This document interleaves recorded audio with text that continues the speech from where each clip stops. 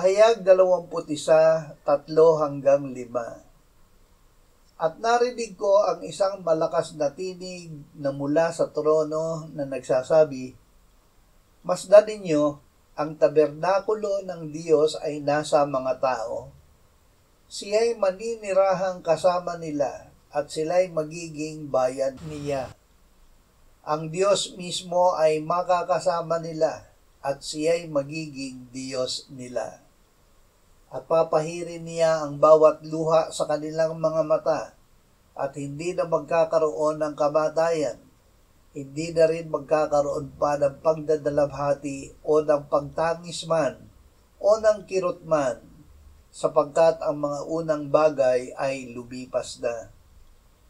At sinabi ng nakaupo sa trono, "Masdan ninyo, ginagawa kong bago ang lahat ng mga bagay." Sinabi rin niya, "Isulat mo, sapagkat ang mga salitang ito ay tapat at tunay." Sa piling natin, nilikha ng Diyos ang tao na kawangis niya upang makasama niya. Sa pasimula ay ito na ang layunin ng Diyos para sa tao. Alam ng Diyos na ang tao ay magkakasala.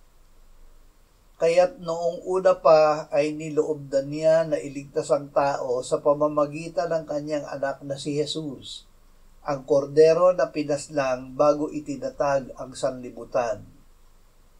Ang anak ng Diyos ay nagkatawang tao, namatay para sa ating kasalanan, inilibing, muling binuhay, iniakyat at iniluklok ng Ama sa kanyang kanan sa langit.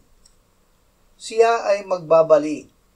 Sa wakas, ibabalik ng Diyos ang tao na kawangis niya upang makasama niya magpakailanman. Ibigin mo